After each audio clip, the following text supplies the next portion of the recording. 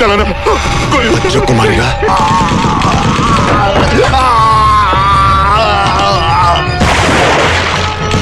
आओ बेटा विनय आओ। मैं आपको गिरफ्तार करने आया हूँ सर। विनय, बड़ों से इस तरह मजाक नहीं करते बेटे। काश ये मजाक होता माँ, लेकिन इन पर किसी पुरुषोत्तम जालान से रिश्वत लेने का इल्जाम है और बदकिस्मती से इन्हें गिरफ्तार करने की जिम्मेदारी मुझ पर सौंपी गई है। जबकि आप ये अच्छी तरह से जानते हैं कि मेरे बाबूजी जैसे ईमानदार इंसान ढूंढने से भी नहीं मिलेंगे। चलिए सर, मेरे पास आपकी गिरफ्तारी का वारंट है। ये तुम्हारे ससुर हैं, तुम्हारे पिता समान है। मैं तुम्हारी माँ जैसी हूँ, फिर भी तुम्हारे हाथ जोड़ती हूँ, तुम्हारे पाँव पड़ती हूँ। देखिए, आप मेरा काम और मुश्किल मत कीजिए माँ जी। चलिए सर प्लीज। अरे अरे, ये कैसा फर्ज है तुम्हारा जो सही और गलत में फर्क नहीं देख सकता। मत करिए पाप बेटा, मत करिए पाप। अगर इन पे बदनामी का दाग लगेगा तो ये 2 पल भी नहीं जी पाएंगे। बस करो सुशीला, मुझसे ईमानदारी की कीमत मांगी जा रही है तो मुझे चुकाने दो, लेकिन तुम अपने आंसू मत चुकाना। हो सकता है बाद में तुम्हें इनकी जरूरत पड़े। एक्सक्यूज मी इंस्पेक्टर, क्या मैं इनसे 2 मिनट बात कर सकता हूं? All right.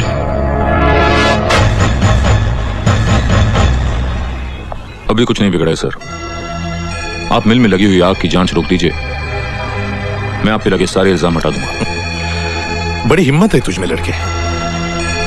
मैंने सुना था झूठ के पांव नहीं होते, उसे सच के सहारे चलना होता है। ये सब किताबी बातें हैं सर, और जिंदगी कोई किताब नहीं।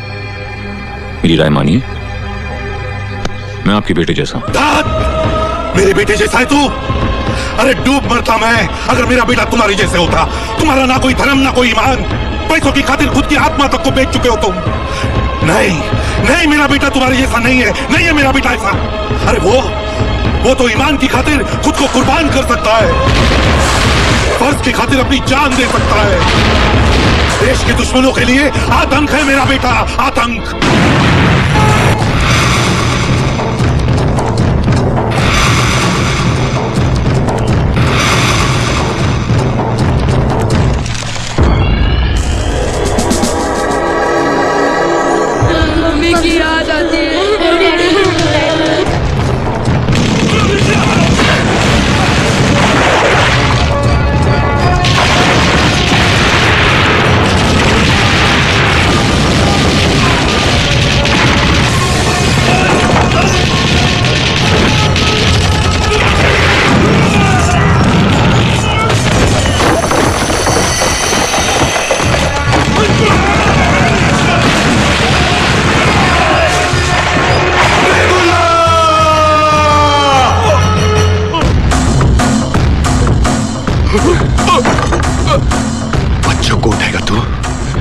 बच्चों को उठाएगा?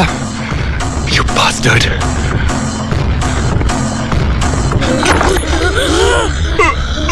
देख, उनकी आंखों में छिपे हुए खौफ को देख। यही खौफ मैं तेरी आंखों में देखना चाहता हूं। करण! Control yourself, Karan, control! He is dead! I know he is dead. Happy birthday. Thank you. मैंने कभी कोई रिश्वत नहीं ली। मेरी बात समझने की कोशिश कीजिए। मेट्रोपोलिस मिल में लगी आग की जांच करने से मुझे रोकने के लिए मिस्टर सिंघाल और मिस्टर नटवर सक्सेरिया वगैरह ने मुझे रिश्वत देनी चाहिए थी। क्योंकि मैंने वो रिश्वत नहीं ली, इन लोगों ने। रहे मिस्टर सत्यप्रकाश, ये मुकदमा आप पर उनसे रिश्वत ना लेने के लिए नहीं, मगर इनसे रिश्वत लेने के लिए चलाया जा रहा है। मिलॉर्ड, जिन सिंघाल और सक्सेरिया की ये बात कर रहे हैं, उनका इस मुकदमे से कोई ताल्लुक नहीं।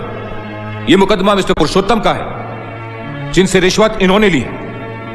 इसीलिए मिलॉर्ड, मैं आपसे दरख्वास्त करता हूं कि अदालत का और वक्त ना जाया करके आप मिस्टर सत्यप्रकाश के असिस्टेंट कमिश्नर और दफ्तर के दूसरे लोगों को बुलाएं और कटघरे में खड़ा करें, क्योंकि उन्होंने अपनी आंखों से मिस्टर सत्यप्रकाश को रिश्वत का पैसा कबूल करते हुए देखा। इजाजत है। Thank you my lord. मैं नीचे से शुरू करता हूं। सबसे पहले मिस्टर सत्यप्रकाश का अपना भरोसेमंद पियन रामपाल सिंह। अब मैं क्या बोलूं जज साहब, छोटा मुंह बड़ी बात। इन्होंने मेरी आंखों के सामने ही रिश्वत ली थी।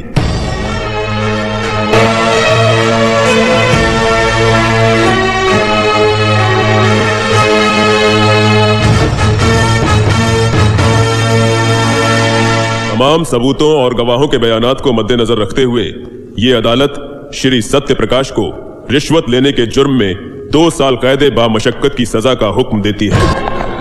आप फिक्र मत करना जी, मैंने करण को बुला लिया है। हम लोग हाईकोर्ट में अपील करेंगे। आप बिल्कुल चिंता मत करना जी।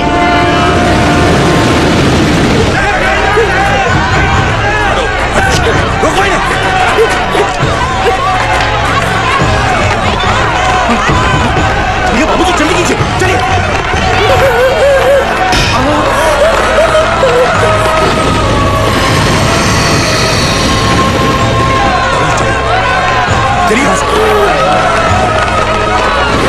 कमाल कर दिया। उसकी लाठी में आवाज नहीं होती वकील, उससे डर। देवता जैसे मेरे पति पर पत्थर फेंकने वाले ये हाथ, ये इन लोगों के नहीं है, ये तो तेरे हाथ है, तेरे। इसका हिसाब भी तुझे चुकाना पड़ेगा, याद रखना तू। चलिए माँ जी, माँ जी चलिए। कोई मेरे करण को बुला लाओ। भैया आ गए।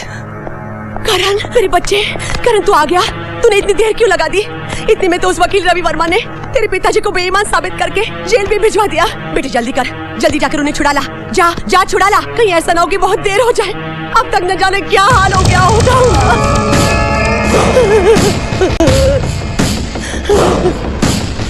वाह रवि बाबू वाह, क्या कांटे से कांटा निकाला है आपने, मजा आ गया। मगर भैया 2 साल बाद वो वापस लौटेगा और फिर से हमारी फाइलें खोल के बैठ जाएगा, तब है? जो आदमी 2 साल की सजा काट के आता है ना बिहारी बाबू, सरकार उसे दोबारा नौकरी नहीं देती। भूल जाओ उसे, खत्म हो गया वो। पुरुषोत्तम, तुम अपनी बिल्डिंग उठा लो। ठीक है, सबसे ऊंचा पेंट हाउस मेरा होगा। बिल्कुल सर, नेकी और पूछ-पूछ।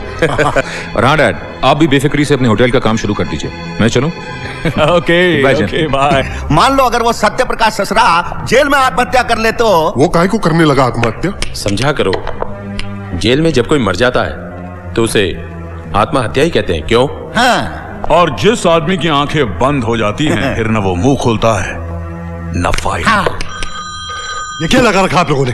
कभी कहते यहाँ जाओ, कभी कहते वहां जाओ, कभी कहते यहाँ साइन करो, कभी कहते वहां साइन करो। नहीं करता मैं साइन, जाओ। पिछले 2 घंटों से it's more than enough, okay? देखिए, हमें अपनी ड्यूटी कैसे करनी है मत समझाइए हमें। बहुत अच्छी ड्यूटी कर रहे हैं आप, बहुत अच्छी ड्यूटी कर रहे हैं आप। एक बेटे को अपने बाप से नहीं मिलने दे रहे, यही ड्यूटी कर रहे हैं आप। You know who I am? I am captain Karan, commando force Indian army. Captain Karan sir, बात क्या है? मैं अपने बाबूजी से, मेरा मतलब है मैं म्युनिसिपल कमिश्नर सत्य प्रकाश से मिलना चाहता हूं। And this officer is creating a problem for me to meet my own father. ठीक है, आप मेरे साथ आइए। सुनो जी, लाश को पोस्टमार्टम के लिए ले जाओ। बाबूजी,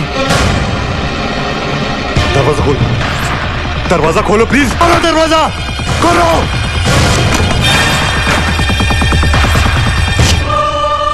ये कब हुआ?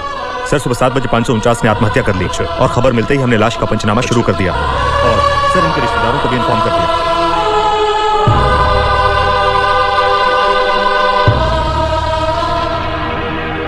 बाबूजी, बाबूजी, मैं करण। बाबूजी, बाबूजी, बाबूजी बोलिए ना।